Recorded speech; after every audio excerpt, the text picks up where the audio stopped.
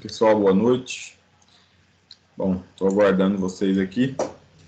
Por enquanto, nenhum aluno, mas mesmo assim a gente vai tratar do assunto, ok? Conforme o pessoal for acessando, a gente conversa a linha aí para poder deixar essa aula gravada para vocês. Tá? Então, nós vamos falar um pouco sobre suinocultura e avicultura, tá?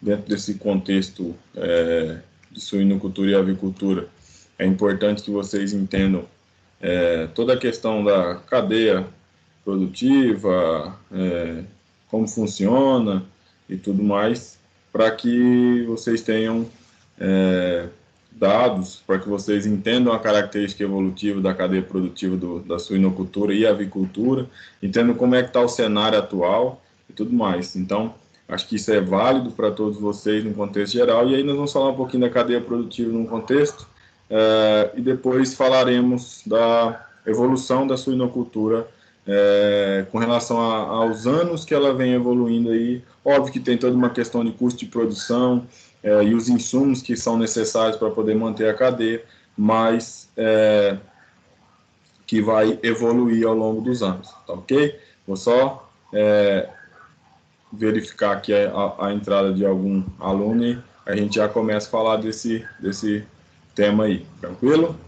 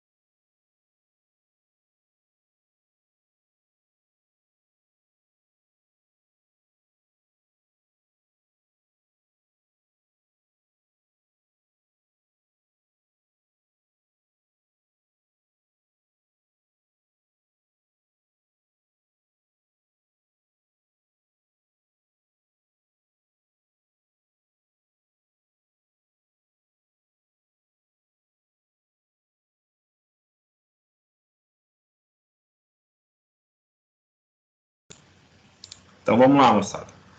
Vamos começar aqui. Bom, dentro de um tema da introdução à suinocultura, né, e às raças, de fato, nós precisamos alinhar o quê? Quando falamos num contexto de introdução a uma cadeia produtiva, a um tipo de atividade agropecuária que nós precisamos tratar, é interessante que a gente entenda como funciona todo o sistema. Então, evidentemente que nós vamos falar de um contexto histórico, de como foi a evolução, tá? É fato que nós não vamos tratar da história da suinocultura de uma maneira geral, tá? Porque dentro desse contexto nós precisamos alinhar o quê? Que a suinocultura ela teve um início, né? O seu desenvolvimento aconteceu ao longo dos anos, foram introduzidos esses animais, essa atividade começou a ter um desempenho ao longo dos anos dentro do país, em função de algumas características de mercado, tanto interno quanto externo, tá? E essa evolução é interessante ser analisada porque ela está influenciada por vários outros fatores, tá? Então, a introdução à suinocultura e às raças, ela vai nos informar ou nos dar suporte para que a gente entenda como é que funciona o sistema como um todo. As características da suinocultura nós vamos estudar. a cadeia produtiva de suínos, as raças de suínos e a genética da suinocultura, tá? Essa genética na suinocultura é fantástica, tá? É uma característica específica dentro de um contexto de cruzamentos para animais utilizados para ganho de peso, para dupla aptidão ou animais do tipo banha, que essa genética influencia. Então, o entendimento das características produtivas de cada raça vão influenciar no contexto genético da atividade dentro de uma maneira geral. As características da suinocultura vão influenciar como um todo, né? A cadeia produtiva é muito interessante, inclusive no final da aula vocês têm uma atividade para ser feita, e as raças de suínos para poder suporte na hora que vocês forem falar de genética. Bom, dentro de um contexto geral, quando a gente trata sobre a expansão dos setores, é interessante que a gente entenda que a expansão desses setores, ao longo dos anos, ela vem aumentando, né? E a gente verifica muito isso na cadeia produtiva do suíno e das aves, tá? De acordo com o Departamento de Agricultura dos Estados Unidos, o USDA, o Brasil é o maior exportador e o segundo maior produtor mundial de carne de frango, tá? São mais de 13 milhões de toneladas do produto que são produzidas dentro do país, tá? Então, é interessante analisar esses dados e entender como é que isso funciona e o mercado, como que isso está sendo suprido pelo mercado de uma maneira geral. Uma vez que nós precisamos entender as características de necessidade de produção e como é que essa produção acontece, obviamente com as qualidades, melhoria de qualidades do sistema produtivo, para que a gente consiga interagir, tomar decisões, programar as características do desenvolvimento da atividade, ok?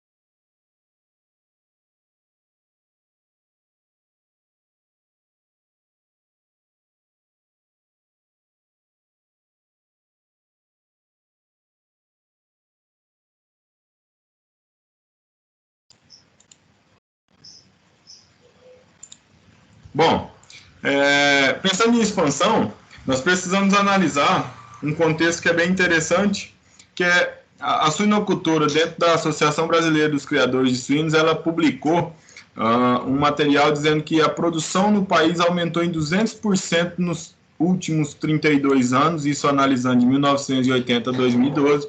Nós vamos falar um pouquinho no contexto atual, mais para frente, para que vocês entendam e consigam salvar e armazenar aí algumas informações e dados em alguns locais que são interessantes, né? Sites de pesquisa que eu particularmente gosto de disponibilizar para vocês consigam visualizar esses cenários, né, atuais, no caso, porque, de fato, se a gente falar sobre a economia e o mercado da cadeia produtiva do suíno, tanto do suíno quanto das aves, evidentemente que nós estamos falando do cenário atual, né?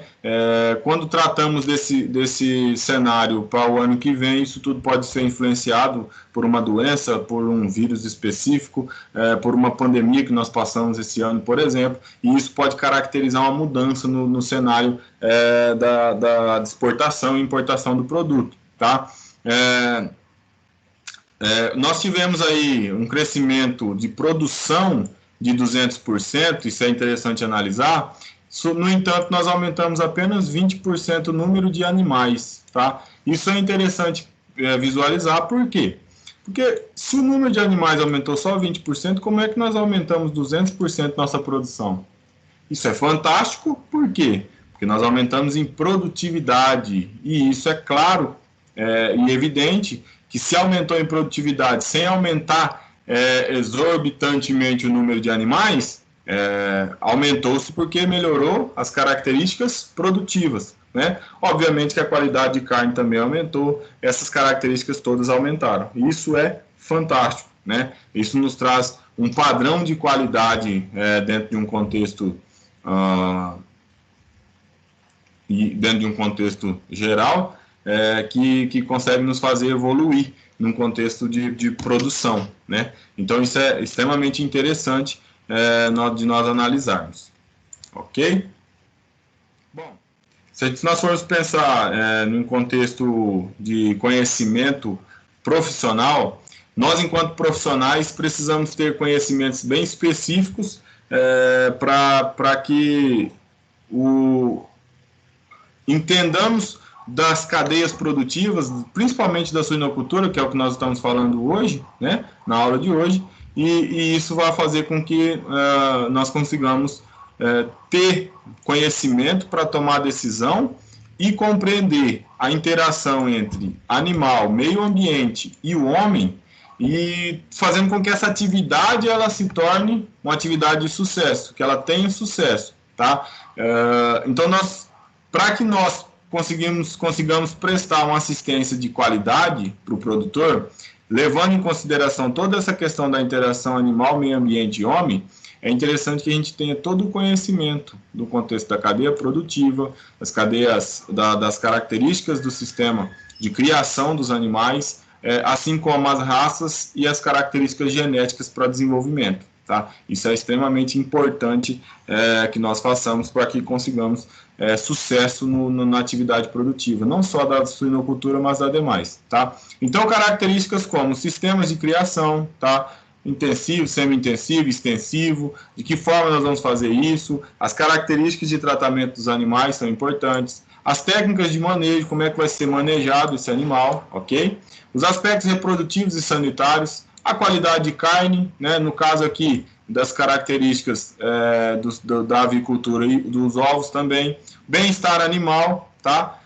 Então, para que o profissional consiga ter um senso crítico aí e a iniciativa para conseguir resolver alguns dos problemas, ou de fato todos os problemas necessários que cabem ao profissional, principalmente nós enquanto engenheiros agrônomos, é interessante que nós entendamos um pouco sobre o todo aqui, né, todo esse contexto de características aqui, e para que isso favoreça nós enquanto profissionais do setor do agronegócio aí, tá? Então, nós necessitamos entender essas características, e isso é o que vai acontecer ao longo desse semestre. Bom, na unidade 1, a suinocultura, nós vamos estudar os sistemas de criação, tá? Então, ela vai apresentar os aspectos socioeconômicos, a origem e evolução da suinocultura, as principais características que a espécie tem, né? Os sistemas de criação, de uma maneira geral, e as instalações. Isso vai trazer já bastante suporte para que nós consigamos, no futuro, tomar decisões.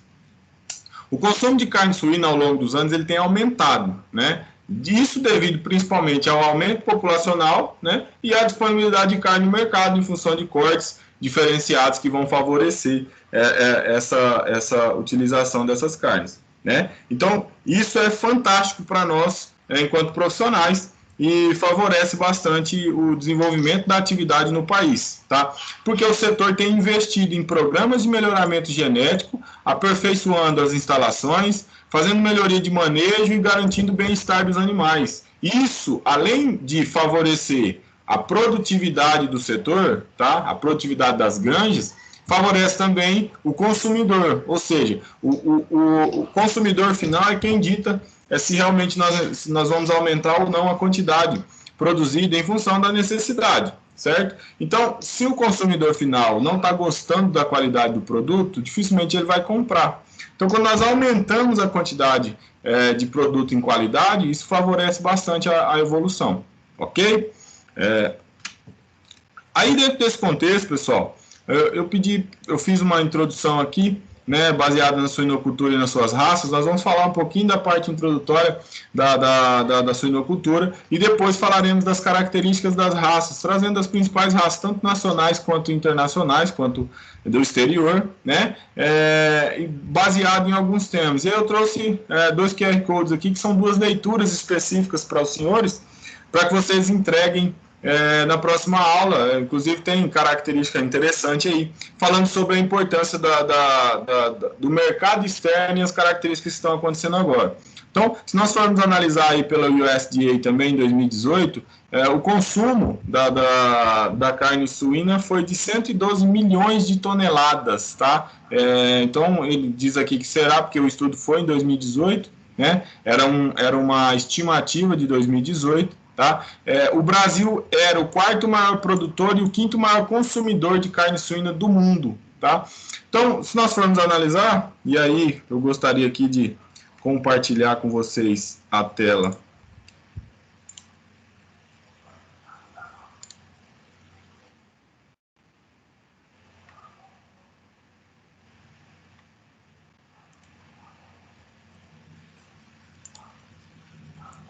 Olha só, vejam só vocês, né? Se todos vocês estão conseguindo ver, deixa eu abrir a tela do meu celular aqui no Teams, que daí eu consigo saber se todos vocês conseguem ver a minha a minha a minha tela aí, para que eu consiga mostrar para todos vocês.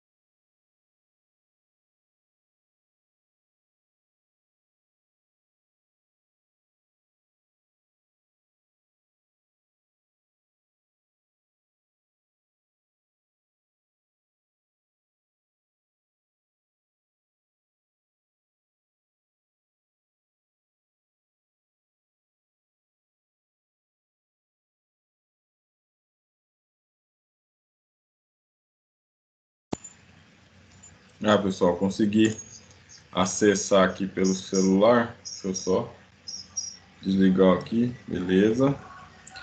Então agora eu estou apresentando aqui para não ter certeza que vocês estão conseguindo visualizar, né? Tirei aqui na minha área de trabalho. Agora vocês vão conseguir visualizar o artigo que eu coloquei aí para vocês, tá?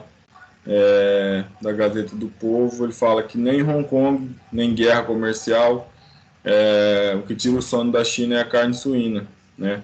Então, é um desafio político mais urgente enfrentado pela China, tá? Que é a falta de carne suína, ok? Justamente no ano do porco do calendário zodíaco lá, a China, de uma maneira geral, consome muita carne suína, né? Então, o que a gente precisa saber é entender, né?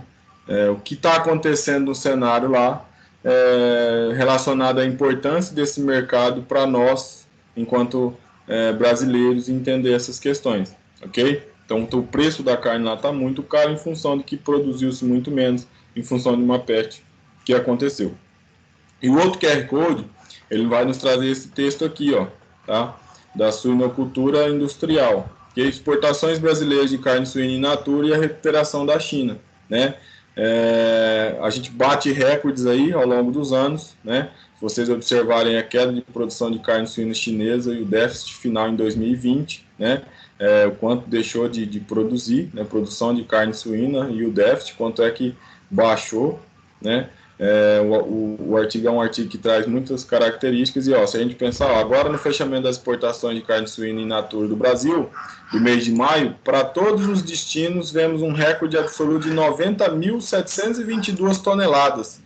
Isso representa 37,6% acima do recorde anterior, que era de dezembro de 2019, com 65, quase 66 mil toneladas, né? Então, essas são notícias muito interessantes para demonstrar a importância e como estão acontecendo as exportações para o mercado, né?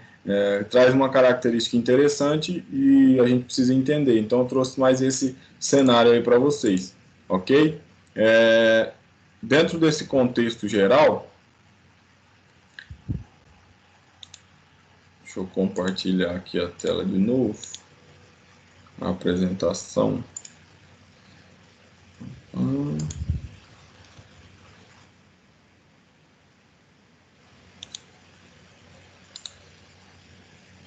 Acho que agora vocês estão vendo novamente, consigo ver ali, beleza? Dentro desse contexto, o que eu pergunto para os senhores a pergunta que fica, né? Por que a produção de carne suína reduziu nos últimos anos? Né? Por que a produção de carne suína reduziu nos últimos anos? E qual o impacto disso para o Brasil? Ou seja, nós tivemos um problema com uma doença no país, né? Vocês vão ler isso no artigo, e isso impacta diretamente na exportação do país, e nós hoje batemos recorde de exportação, né? O último recorde foi batido em função de toda essa problemática. Então, o país precisa de carne, ele vai exportar certamente do país que está produzindo e produzindo com qualidade. Obviamente que vocês vão ler, tem muita informação lá nos artigos, vocês vão conseguir visualizar, né? Os maiores produtores mundiais de carne suína, já foi falado ali, né? Inclusive nós visualizamos lá, o Brasil está aí entre um quarto maior produtor, né? Esses dados são até 2018, né? E a evolução do consumo de carne suína, né? O maior consumidor, o Brasil está em quinto aí no consumo, também dados até 2012, né? Por que isso aumenta?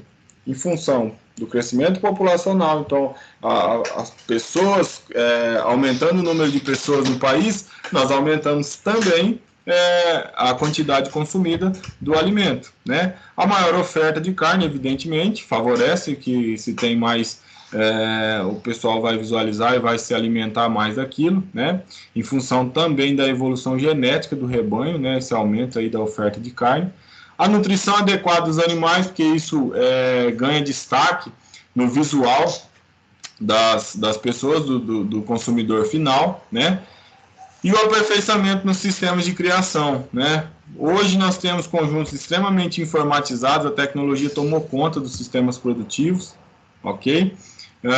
onde a gente consegue controlar melhor, gerenciar melhor a produção. Okay? Então, consegue produzir um alimento de qualidade, isso favorece bastante.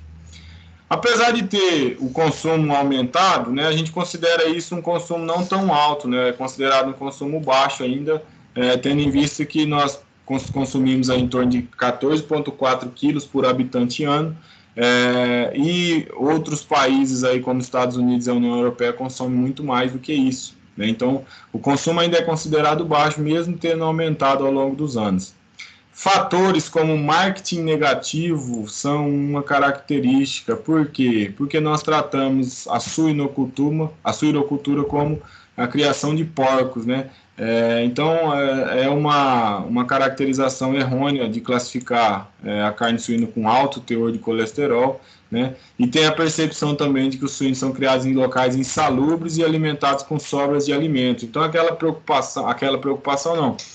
visualização que nós tínhamos antigamente, que se tratava o porco com os porcos, né, no caso, falando aqui num termo específico da caracterização aí do marketing negativo, com lavagem, com resto de comida, e não fazia aí uma nutrição adequada, isso garante um marketing negativo e desestimula, às vezes, essa questão. E como isso melhorou, né, como o marketing foi favorecido, então, inclusive com relação a problemas de doenças, como a cisticercose, agora nós temos um marketing mais positivo. Então, o marketing negativo ele começou a diminuir, isso fez com que a gente tivesse um aumento na produção, no consumo dessa carne. Né? Hoje, de fato, nós temos, então, devido à qualidade, à oferta maior, a preços competitivos, aos cortes variados e adaptados. Então, hoje a gente tem cortes específicos da carne suína, que era coisa que no mercado antigamente, a gente quase não via, né? Isso tem favorecido o desenvolvimento do mercado da carne suína. Então, hoje nós temos aí 2.017.000 matrizes alojadas, né? 3,983 milhões de toneladas produzidas, o que nos dá aí no ranking o quarto lugar, né, mundial. 0,22% de aumento na produção nacional, né, em relação a 2018. Mercado interno, a carne suína é destinada a 81% do mercado interno e 19% às exportações, né?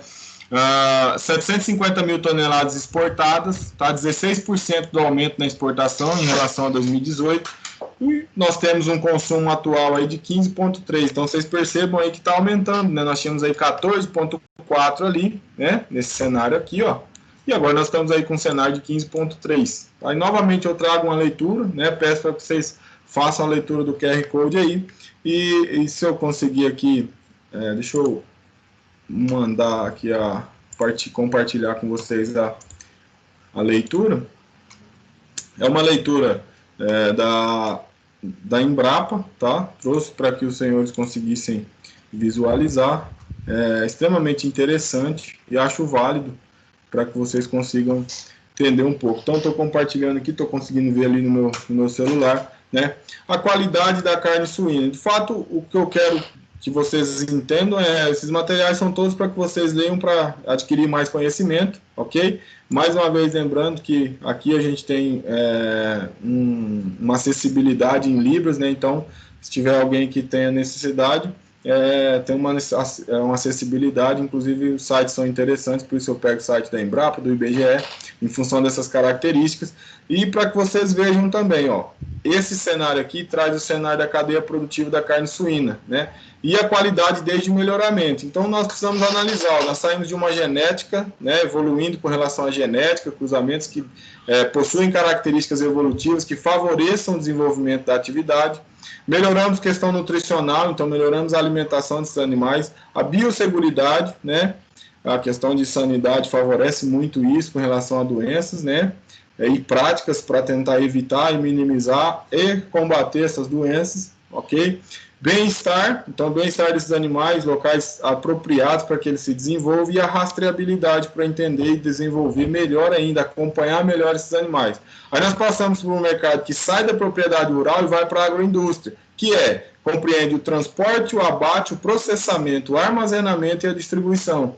Então, desde o transporte até essa distribuição aqui, é interessante que a gente entenda como funciona cada processo, certo? Porque não adianta nada produzir dentro da propriedade rural um alimento com a maior qualidade do mundo e chega aqui no transporte, você não tem um transporte de qualidade, não faz um abate de qualidade, não processa esse material da forma correta, armazena em condições inadequadas e aí na hora da distribuição você vai distribuir um material de baixa qualidade, ok? E quem não vai gostar disso é o final da cadeia produtiva, que é o consumidor, tá? Então, achei extremamente interessante a ilustração, para trazer o site para vocês também é fantástico, tá? E aqui, ó, vocês têm alguns dados, tá? Eu acho interessante para buscar, são alguns dados específicos, né? E já até puxei os dados aqui, para que vocês consigam ver, são os dados que eu coloquei lá, mas tem os dados do Brasil em 2019 aqui, ó, tá? Tanto para suíno quanto para aves,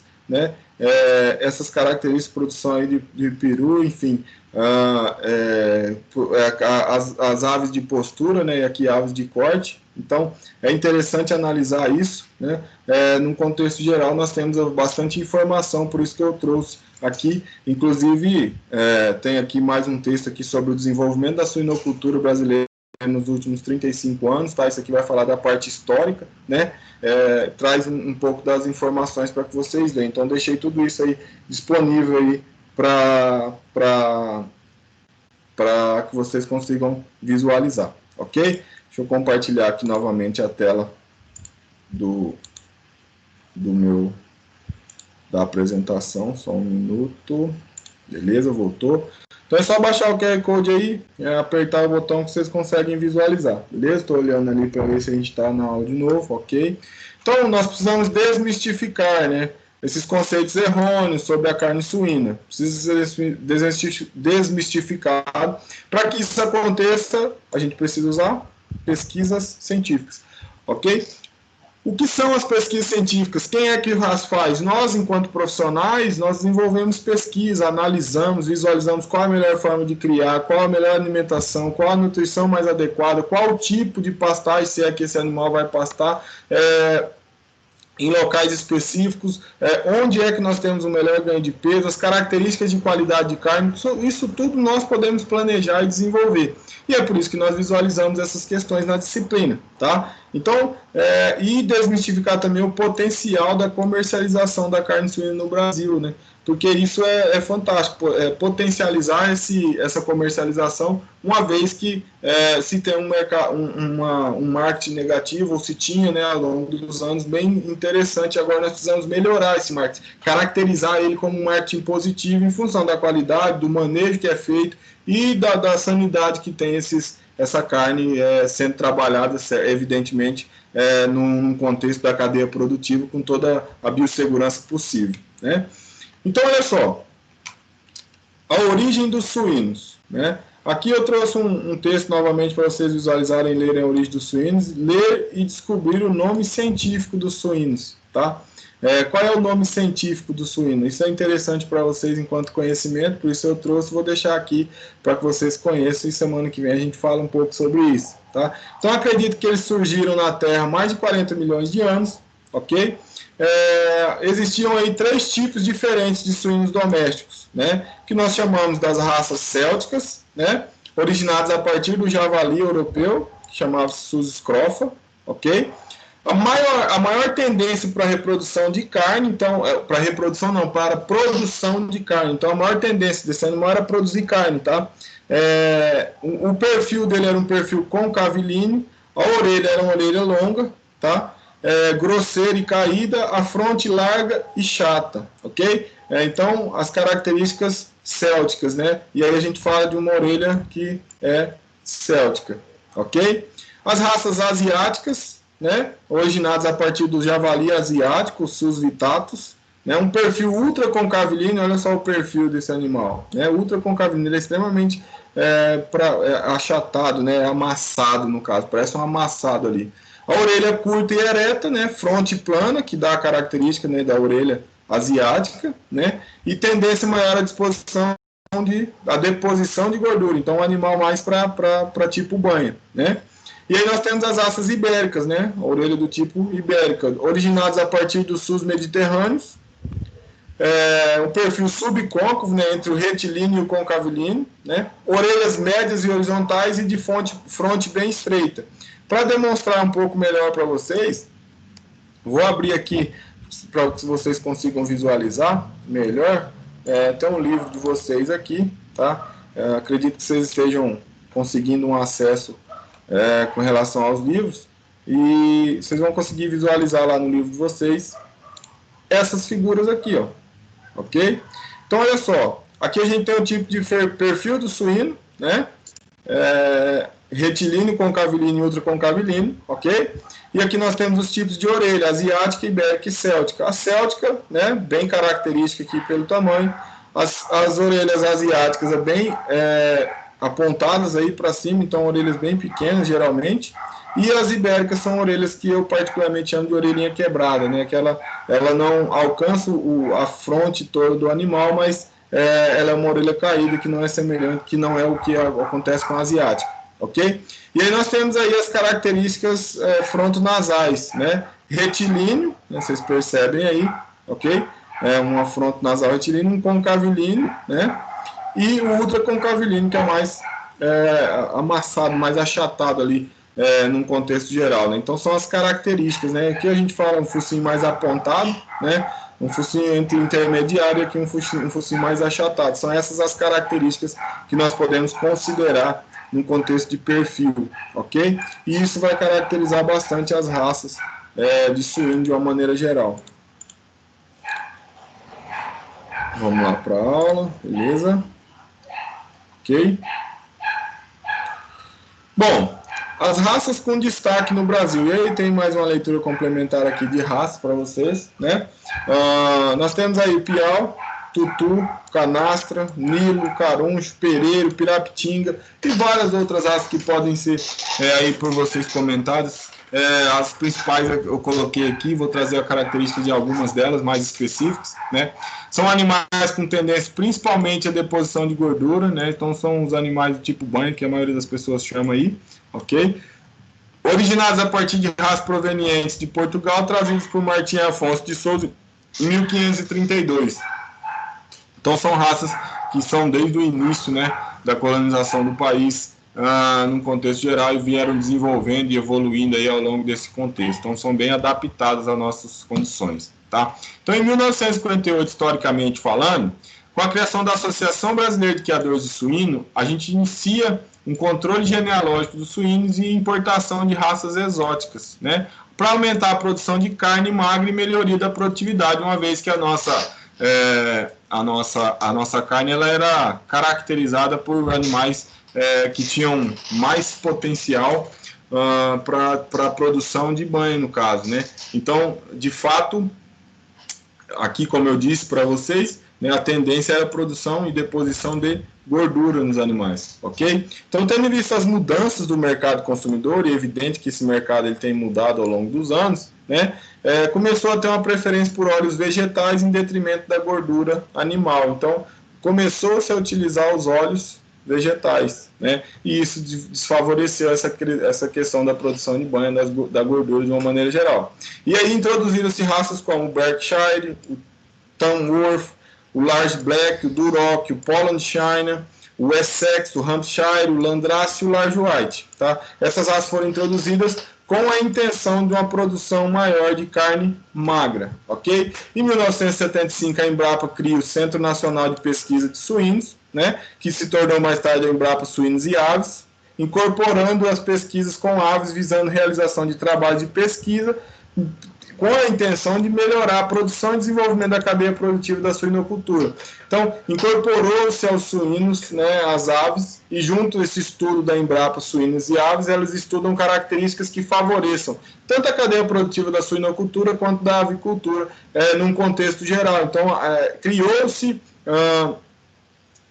dentro da Embrapa, pesquisas que faziam com que evoluísse essa atividade, uma vez que ela tem potencial dentro do país, né? Antes de começarmos a tratar de assuntos mais específicos, acho interessante que vocês entendam o vocabulário que o livro traz para vocês. É importante entender um pouco, quando a gente falar, vocês já vão entender de maneira geral. Então, leitegado é um conjunto de leitões que nasceram do parto de uma porca, né? Leitegado, tá? Prolificidade é a capacidade de produção de leitões por porca em uma estação reprodutiva, ok?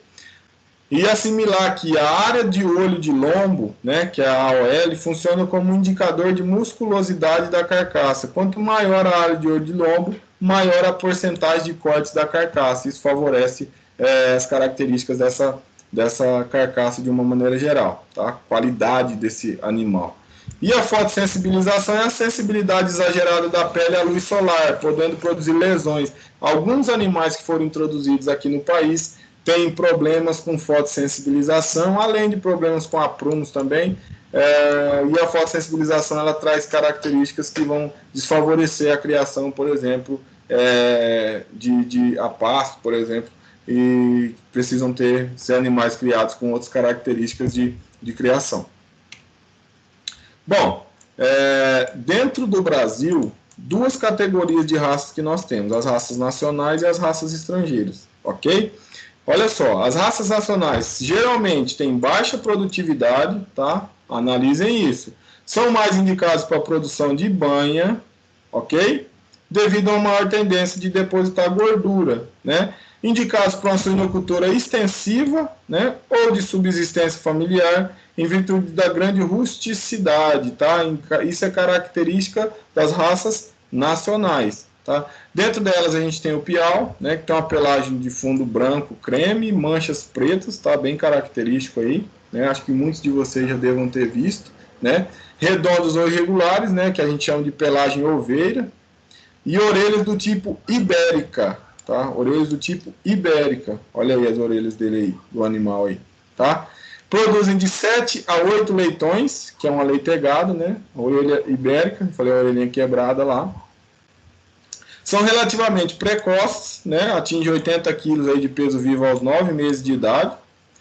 Produzem muita banha, né? Boa produção de banha e carne, podendo ser considerado uma raça de dupla aptidão. Tá? Então, dentro das raças, o piau ele produz bastante gordura e carne, e aí por isso pode ser considerado de dupla aptidão, tá? Tanto para carne quanto para banha. É apontado como a mais importante raça nacional, né, sendo a preferida pelos criadores que optam por criar raças nativas. Tá? Então, o piau é muito utilizado aí no país. O caruncho, né, porte pequeno, é um animal roliço, né, é um suíno roliço. Orelhas do tipo asiática, pequena, a orelhinha pequena aqui, asiática aqui, né. A ibérica, né, que é aquela que eu disse que é uma quebradinha, essa aqui é uma asiática, e aí a gente tem a céltica também, que são os tipos de orelha dos animais. Grandes produtores de gordura, tá? Então o caruncho ele produz bastante gordura, não é considerado para carne, né? Apesar de produzir carne, mas a porcentagem é menor. São tardios e produzem cerca de 4 a 6 leitões por leitegado. Então, de fato, se for analisar, produz muito pouco animal no contexto de reprodução, né? Então, é interessante analisar isso na escolha de uma raça. O Nilo, que são animais de cor preta, né? Aqui está um pouquinho sujo. Geralmente são sem pelos, né? As cores e com cerdas ralas, orelhas do tipo ibérica, né? Então, pode observar aí, né? Ibérica, asiática e celta. Ibérica é a orelhinha quebrada, né? Porque se fosse asiática ela era bem pontuda para cima, e se fosse céltica ia cair aqui sobre a face do animal, né? Uma orelha bem avantajada aí. Tem um porte médio, má conformação corporal, tá? Apresentando pouca massa magra, extremamente rústico, alta porcentagem de gordura na carcaça. Então, essas são as características do Nilo, né, de uma maneira geral. Produzem em torno de 5 a 8 leitões por leitegado. Se vocês forem analisar aí daqui a pouco com as raças internacionais, as raças estrangeiras, vocês vão visualizar a diferença do número de animais, tá? Chega a ser o dobro. O canastra, né, que é um animal de porte médio, uma pelagem preta, orelha do tipo ibérica, né? A cabeça pequena, pescoço curto e largo, má conformação corporal, tá? Pouca massa magra, rústico e com boa prolificidade, de 8 a 10 leitões aí por leitegado. Tá? Bons produtores de toucinho e banho, então também é um porco específico, um suíno, né, específico, um animal específico, tá? Desculpa aí por pela palavra porco, é um suíno, né, específico para a produção de banho. As raças estrangeiras são animais pertencentes às raças estrangeiras, aqueles que recebem intenso melhoramento genético, né, especificamente para produzir carne, altamente adaptados a sistemas de criação intensivo, né, e com altos índices de produtividade e bom retorno econômico. Então, são animais especificamente para a produção de carne, de uma maneira geral, que é o que o mercado consumidor, na maioria dos casos, exige, né. Nós temos aí uma das raças principais, aí, que é o Landrace, né, dinamarquesa, grande porte esses animais têm, ok? Pelagem branca, orelhas caídas do tipo céltico, olha lá, orelha céltica lá, caída sobre a face, né? Aqui até o animal está bem em pé, mas é uma orelha bem caída sobre a face, né? Ótima conformação corporal, então isso já é fruto do melhoramento genético, para a produção de carne magra e grande área de olho de lombo, então favorece os cortes, ok? Atinge de 80 a 100 quilos, né, aos 6 ou 7 meses de idade. Olha a prolificidade das fêmeas, até 20 leitões por leitegada, né? Boa habilidade materna, isso conta muito ponto, tá, pessoal? Num contexto que a habilidade materna, ela influencia no cuidado desses animais. Então, quando ocorre o parto, a fêmea ela vai ter uma habilidade materna maior, tá? O carro do lixo está passando aqui, não esquenta a cabeça não com barulho, tá? E muito utilizado nos cruzamentos, de uma maneira geral. Isso é extremamente importante, tá?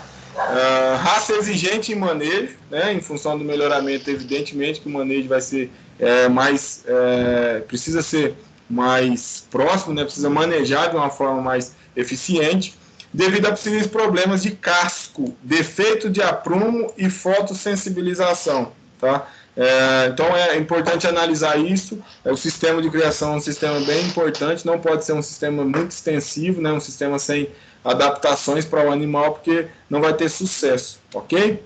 O Large White, né, que é outra raça, é a maior variedade da raça Yorkshire, né, originado na Inglaterra, cor branca também, orelhas do tipo asiática médias, né? Então, se vocês analisarem aí, o Large White e o Landrace, na maioria das vezes os animais são bem próximos aí de características corporais, né? O que diferencia aí são as orelhas célticas aqui e as asiáticas aqui, tá? É importante analisar isso e verificar. O pescoço curto, sem papada, né? Perfil côncavo, fronte larga, corpo e lombo compridos, menor área de olho de lombo, então menores problemas de aprumos e casco que o Landrace. Então o Large White ele tem um pouquinho menos, na verdade ele tem menos problemas do que o Landrace com relação a aprumo e casco, tá? Então tem essas características. Sofre com problemas devido à fotossensibilização igual o Landrace, ok? São extremamente precoces, chegam até 120 quilos, tá? Na maioria dos casos aí, né? Que pode chegar de 100 a 120, né? Aos 6 a 7 meses de idade, né? Com ótima produção de carne, ok? O Duroc, né? Que é uma outra raça extremamente importante, muito rústica, né? Originado dos Estados Unidos, rústica, precoce, com boa adaptação a condições climáticas. A coloração, né, tá dentro desses padrões aí de vermelho cereja, né? Tem uma fronte larga, orelhas médias do tipo ibéricas, né? Olha a orelhinha quebrada aí. Um perfil retilíneo ou subcôncavo, né? O dorso e o lombo tem bastante músculo, o pernil é comprido e largo. Uma ótima produção de carne marmorizada, ou seja, tem gordura na carne, né? Sobre os machos, sendo os machos indicados para programas de melhoramento genético. Então, utiliza-se bastante a questão dos machos aqui, ok? Caso o manejo seja adequado, a raça pode ser considerada uma das mais recomendadas para criadores menos experientes, em função da sua rusticidade, tá? E outra coisa também é a capacidade de desenvolvimento e adaptação dentro de um contexto geral. As fêmeas apresentam baixa prolificidade, produzem pouco leite e apresentam problemas de parto e não possuem boa habilidade materna. Então, por que aqui fala que ele é muito utilizado, mas o macho é indicado para programas de melhoramento, em função dessas características aqui, ó, tá? As fêmeas apresentam característica de problema com parto, tá? E não possuem boa habilidade materna e a prolificidade também é baixa, então vai produzir pouco leitão por leitegado, ok? Então, para um programa de melhoramento, nós precisamos de características evolutivas, precisamos usar então o macho, já que ele traz características que importam para o programa, ok? E as fêmeas, a gente deixa as fêmeas da outra linhagem, da outra raça que nós vamos utilizar para fazer esse cruzamento e melhoramento genético, ok? Então, o Duroc, na maioria dos casos, o macho que é utilizado, indicado para o desenvolvimento do melhoramento. O Pietran é uma raça que entrou com bastante força no mercado, né? De origem belga, a pelagem também é branca, mas tem algumas manchas pretas. As orelhas são médias, do tipo asiático, então orelhinha em pé, né? O perfil subcôncavo ou côncavo, tá? Possuem grande quantidade de carne, tanto no quarto traseiro quanto no quarto dianteiro, que o pessoal começa a chamar eles de raça dos 4 pernis, né? Muito utilizado nos programas de melhoramento. Os animais antigos apresentavam problemas respiratórios e morte súbita quando manejados em locais quentes, então isso era um problema. Agora, os animais modernos da raça, eles têm sido mais resistentes, mas ainda requerem cuidado na questão do manejo, tá? Então, manejar esses animais em locais quentes é interessante se tomar bastante cuidado com o manejo. O Essex, né, uma raça proveniente da Inglaterra, cor preto com a faixa branca envolvendo os membros anteriores, orelha do tipo céltica, tá? A fronte é ligeiramente côncava, sem papado, o corpo é longo, largo e espesso, com musculatura bem desenvolvida. A fêmea apresenta alta prolificidade, produtividade e boa habilidade materna, sendo recomendado para os programas de melhoramento genético, ok? O Hampshire, tá? É uma raça de origem americana, é parecido com o Essex, a orelha é do tipo asiática, o corpo e pernis são compridos, regularmente musculado, né? Com aptidão dominante para a produção de carne fresca, tá? Então vocês percebem aqui que tem uma característica bem interessante, é um animal com característica bem voltada para a carne, né? As porcas são precoces e com boa habilidade materna. E aí temos outras raças específicas, né? Diversas outras raças de origem estrangeira podem ser encontradas. O Berkshire, inglesa, né? Rústica, com boa adaptação e criação semi-intensiva, tá? Berkshire. O Polandshire é um americano, inicialmente criado para produção de banha, tá? Esse animal aqui. E aí a gente tem o Meishan e o Jiaxing, que são chineses, tá? O Meishan é esse animal aqui, ó. Ok? As características de orelha céltica, né? Aqui uma característica asiática, aqui uma ibérica, né? Com excelência de prolificidade, tá? Até 20 leitões por leitegada, ok? Essas raças aqui. É característica de produção de banha, se a gente for analisar, ok? Então, falamos um pouquinho das raças nacionais e estrangeiras, né? E agora a gente vai caracterizar um pouco a importância de conhecer isso. Então, reflitamos, né? A partir de 1990, as exigências do mercado foram carne mais magra. Os programas de melhoramento, né, deram destaque para a redução da espessura do toucinho, além dos processos de seleção. Então, a introdução da raça Pietran, substituindo o Duroc, contribuiu muito na diminuição da espessura, dessa espessura no rebanho comercial, tá? Essa espessura de toucinho. E isso favoreceu muito para a produção de carne, de fato, né? E o Pietran, então, entrou no mercado de melhoramento genético, principalmente, para favorecer a produção desses animais, né? Alguns pesquisadores, no entanto, pregam que o uso de óleos de origem vegetal pode ser mais prejudicial à saúde do que a banha de origem animal, né? Evidentemente que cada um vai defender o seu mercado, ok? E tem se comentado bastante sobre o retorno da utilização dessa banha de origem animal, né? Mas são características de mercado e de mercado consumidor e de consumidor final, né? Que precisam ser analisadas. Qual é o objetivo de um programa de melhoramento genético, já que nós estamos falando de evolução de 1990 para cá, de produção de carne, saindo de um contexto de produção de banha, que é o que nós temos, né? Na maioria das vezes é obter animal com características que satisfaçam tanto o interesse do mercado, né, quanto atender características futuras de exigência do consumidor, né?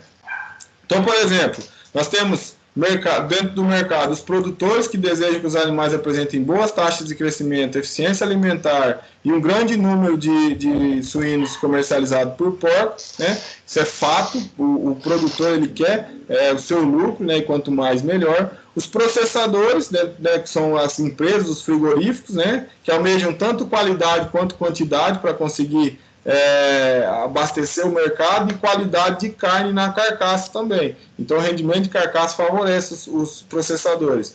E os consumidores, né, que querem carne com qualidade, né, in natura, ou na forma de produtos processados. Assim, para a obtenção de melhores resultados, a estrutura de um melhoramento genético de suínos, ela geralmente é organizada da seguinte forma: temos granjas núcleo, granjas multiplicadoras e granjas comerciais, tá?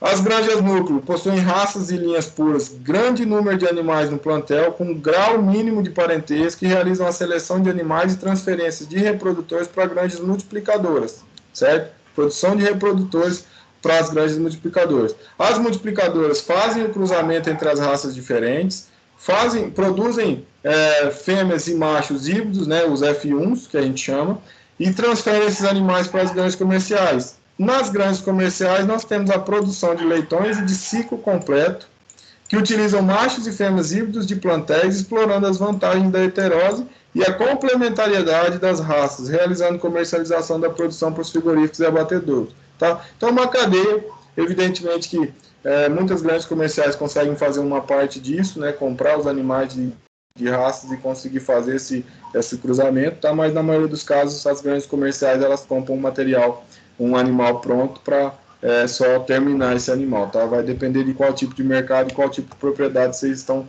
trabalhando. Ok?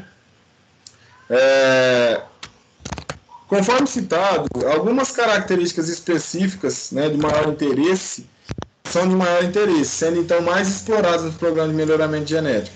Aí a gente tem característica de desempenho, né, a idade para se atingir o peso durante o abate, né, para até chegar no abate, né, o ganho de peso diário é uma coisa muito importante, quanto mais melhor, ou seja, quanto mais ganho de peso diário, melhor, ou seja, quanto menos idade para chegar no peso ideal, melhor, né. Podem ser consideradas características mais habituais para avaliação da taxa de crescimento do suíno. Características reprodutivas: o número de leitões, né, desmamado por porca no ano, né, o tamanho da leitegada, isso é favorável, quanto mais também melhor, evidentemente com qualidade, né, não adianta produzir mais do que ela tem potencial de amamentar, né, de suprir esses animais, porque ela não vai conseguir manter esses animais vivos, né.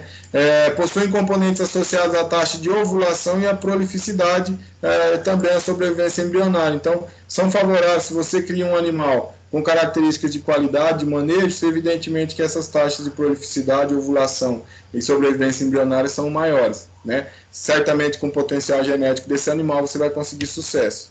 Características de qualidade, né? Então, a gordura intramuscular, a capacidade de retenção de água, o pH dessa carne ser favorável, né?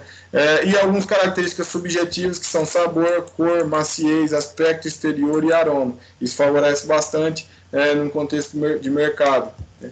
Características de carcaça, ou seja, espessura de toucinho, né?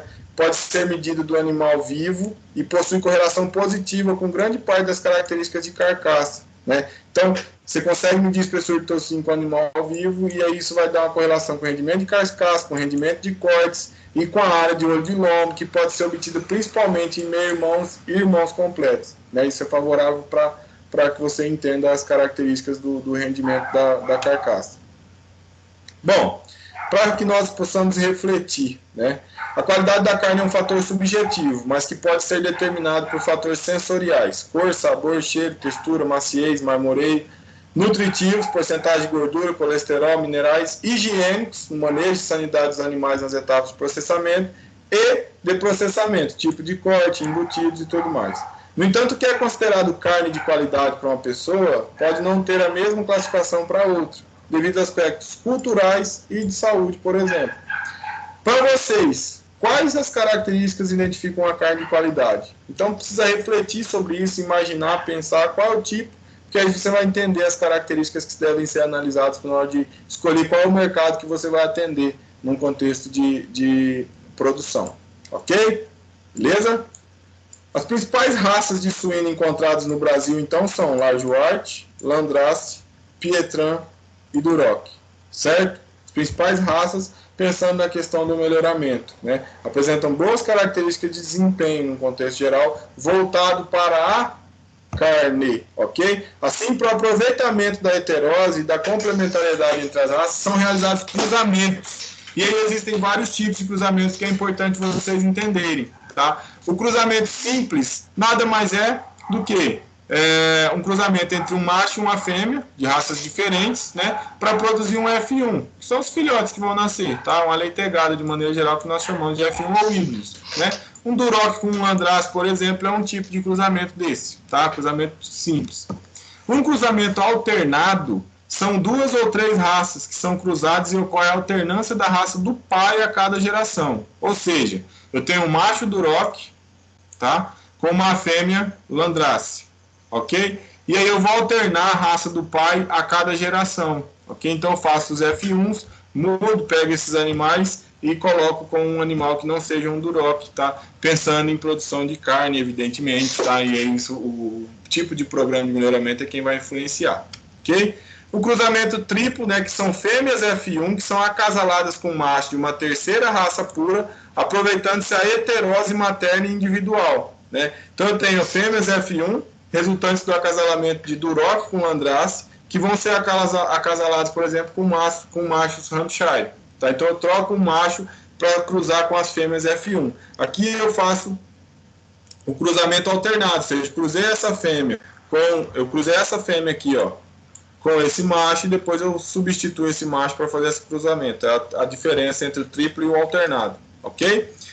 E aí nós temos um cruzamento duplo entre 4 raças, que nós temos o quê? Machos F1 são acasalados com fêmeas F1, aproveitando a heterose paterna, materna e individual do animal, né? Por exemplo, machos F1, resultantes do cruzamento entre Duroc e Landrace, são cruzados com fêmeas F1, resultante do cruzamento do Pietran com Larguard, né? Isso vai caracterizar, vai considerar a heterose de todos os animais. A heterose, gente, nada mais é do que o potencial que um animal tem de produzir mais do que a média dos seus pais, tá? Mais do que a média dos seus pais. Então, por exemplo, você vai somar a potencial entre os pais, né? Então, se você tinha um pai que produzia 20, uma mãe que produzia 20, vamos falar em números, se você somar dá 40 dividido por 2 dá 20, né? Então, quando eu faço esse cruzamento, que se eu quero aproveitar a heterose, esse animal, esse F1, ele tem que produzir mais do que a média dos pais, né? No caso, eu usei um exemplo onde o pai e a mãe produziam a mesma quantidade, mas de fato pode acontecer um diferencial. Então, a gente tem que produzir mais do que a média dos 2 pais. Então, soma a média dos 2 pais e o produto F1, a heterose que nós buscamos, ela tem que ser expressada no F1 maior do que a média dos pais, que é isso que nós buscamos, tá? E por isso a gente faz os cruzamentos determinados, ok? Então, assimile. Heterose ou vigor híbrido é a superioridade apresentada pelos filhos em relação à média dos seus pais, né? E F1 é a primeira geração de filhotes resultado do cruzamento parental, tá? Então, isso é extremamente favorável, visível, né, no contexto geral, interessante nós analisarmos, ok? Exemplificando, tá? Vamos exemplificar aqui. Para se ter uma ideia da importância dos cruzamentos para aperfeiçoamento da suinocultura, no ano de 2008, a Embrapa Suínos lançou e Aves, né, lançou o MS-115, um suíno resultante do cruzamento entre a raça Duroc, Larguard e Pietran, visando a produção de animais mais pesados para o abate, sem perder as características de qualidade de carne, apresentando reduzida espessura de toucinho, né, e excelente concentração de carne no lombo, pernil e paleta, além de conferir aos descendentes uma ótima conversão alimentar, quantidade de ração necessária, que nada mais é do que a quantidade de ração necessária para gerar cada quilo de peso vivo, né? Então, eu consumo a mesma quantidade, mas eu estou convertendo isso em peso em maior, com mais potencial. Se eu como 1 quilo, eu estou convertendo 0,8, e os outros animais poderiam converter 0,6. Né? Então, quem converte o 0,8 converte mais, né? Buscando adaptar o mercado e a produção no contexto da exigência do mercado. Então, adaptar o que a gente produz, né, as granjas, de maneira geral, para as exigências novas do mercado, fizeram esse cruzamento aí, ok? Bom, de maneira geral, nós tratamos do assunto como um todo, né? E aí eu trouxe para vocês aqui um material, uma atividade, né? Evidentemente que nós poderíamos ter correlacionado, conversado mais na aula, falado mais sobre o assunto de uma maneira geral, a aula introdutória sobre a suinocultura. E aí eu trouxe para vocês aqui algum questionamento que vale a pena comentar. Inclusive deixei no final aí um tempinho para vocês fazerem a atividade para poder me entregar, né? Então, os programas de melhoramento genético de suínos no Brasil utilizam animais com características que possam atender os interesses tanto de produtores quanto de indústria e do mercado consumidor. Dessa forma, as raças mais utilizadas nesse programa de melhoramento são Landrace, Large White e Pietran e Duroc, certo? Tendo como base as características dessas raças, assinale a alternativa correta. A raça Pietran é bem adaptada ao clima brasileiro, não apresentando problemas de fotossensibilização e suportando bem os ambientes quentes, né? Nós falamos há pouco que não, que tem que ter um cuidado com essa raça com relação a ambientes quentes, que ele tinha mais problema, agora já está tudo adaptado, né? A raça Duroc, também conhecida como a raça dos quatro pernis, na verdade a raça dos quatro pernis não é o Duroc, né? A raça dos quatro pernis é o Pietran, então essa também está errada. A raça Landrace apresenta pelagem oveira, né? Com orelhas caídas. Oveira é aquela pelagem que tem pintas, tá? Com cor diferente, tá? O Landrace possui isso? Não possui, né? Os animais da raça Large White são extremamente precoces, podendo chegar de 100 a 120 quilos, nós acabamos de falar isso, até de 6 a 7 meses, com ótima produção de carne. Então a resposta, letra D, mas vamos ler a letra E. A raça Landrace apresenta menor área de ouro de lombo, menores problemas de aprumos e cascos que a Large White. Na verdade é o contrário, né? Por isso que essa aqui é a resposta errada. O consumo de carne suína tem aumentado ao passar dos anos. Muito desse aumento se deve à maior oferta de carne proporcionada principalmente pela evolução genética do rebanho, nutrição adequada dos animais e ao aperfeiçoamento do sistema de criação. Então, desse modo, indica a alternativa correta. O consumo de carne no Brasil é considerado baixo quando comparado aos maiores consumidores mundiais, são Estados Unidos e México, sendo aproximadamente 14,4 quilos habitante ano. O que nós temos que analisar na questão aqui é o seguinte, gente. Nós estamos falando de consumo de carne suína, certo? E a resposta aqui, obviamente que no início lá eu falei sobre o consumo de carne suína sendo 14 quilos por habitante ano, mas aqui está dizendo na questão que é o consumo de carne no Brasil. O consumo de carne no Brasil pode ser suína, bovina, de ave, enfim, qualquer tipo de carne. Então essa resposta aqui é complicada de nós marcarmos o correto, tá? Uma pegadinha aqui para vocês. Os maiores importadores de carne proveniente do Brasil são Estados Unidos, União Europeia e Rússia. Será? Será que importa carne do país? É os maiores? O que eu mostrei para vocês? Que país que importa mais? O consumo de carne suína no Brasil, tá? Importante vocês analisarem, vai estar dentro da leitura de vocês, por isso que eu estou fazendo suspense, tá? O consumo de carne suína no Brasil poderia ser maior, visto que muitas pessoas acreditam que a carne suína apresenta um alto teor de colesterol. Um alto teor de colesterol. O consumo de carne suína no Brasil poderia ser maior, visto que muitas pessoas acreditam que a carne suína apresenta um alto teor de colesterol. Isso é uma verdade? Possivelmente, né? Os 4 maiores produtores de carne suína no mundo são China, União Europeia, Estados Unidos e Canadá. É isso que está escrito lá no documento? Nós estamos maior produtor ou maior exportador? Tá? Importante vocês voltarem aí. Então, vamos voltar no slide lá para dar uma visualizada. 4 maiores produtores, tá? De carne suína do mundo. Ó, maiores produtores mundiais de carne suína. Onde que o Brasil se encaixa? Ó, primeiro, segundo, terceiro e quarto. Ok? Mostrar para vocês que está dentro da aula. Tá? Então, o Brasil se encaixa naquele perfil ali? Se encaixa. Então, aqui entra o Canadá. Então, tá errada a questão.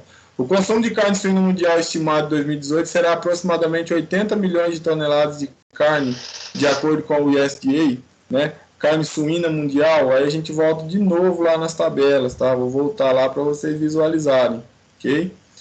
Olha as tabelas aqui, ó, maiores produtores mundiais de carne suína, Evolução mundial do consumo de carne suína. Olha quanto nós estamos produzindo.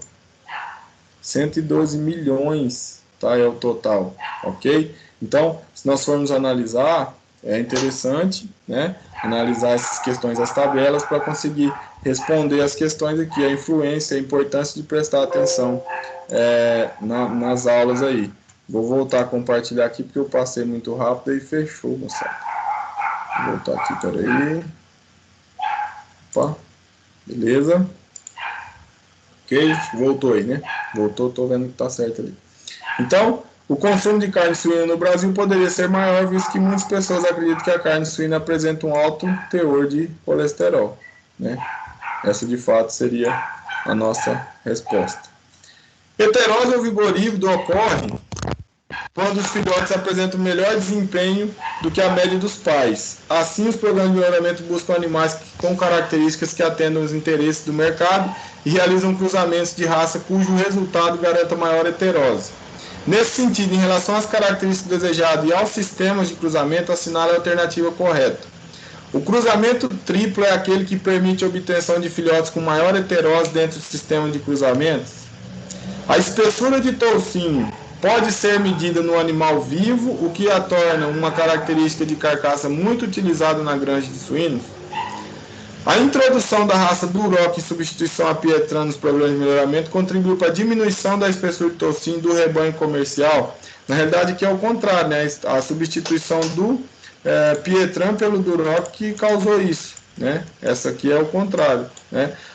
O cruzamento triplo é aquele que permite a obtenção de filhotes com maior heterose. Na verdade, não é o cruzamento triplo, né? Qual é o cruzamento que vocês visualizaram aqui, que é o que produz maior heterose? É o cruzamento duplo entre 4 raças, né? Que é onde você tem a heterose de vários fatores. Você tem dois pais e 2 mães, no caso, né? Que vão gerar essa heterose, tanto paterno quanto materno, quanto individual, ok? A qualidade de carne é um fator puramente objetivo e por isso é facilmente controlado pelo sistema de melhoramento genético? Não, contrário, totalmente contrário, muito difícil de controlar, característica muito específica, envolve a questão do manejo, então é uma importância muito grande que precisa ser analisado, tá? Não é fácil de controlar.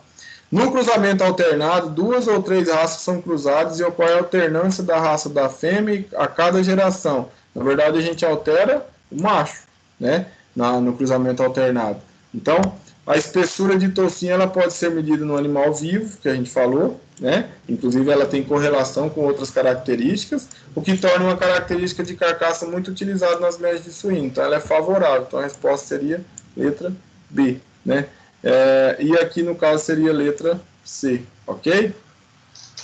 Bom, dentro desse contexto, gostaria de agradecer vocês aí, né, pela participação na aula, né, por estar presente aí, de fato, vocês não acessaram aí, né, a aula de uma maneira geral, mas vão evidentemente que assistir a aula aí, né, e conseguir acessar o portal e fazer as atividades. Então, aqui faltou marcar aqui talvez uma questão, acho interessante fazer isso, né?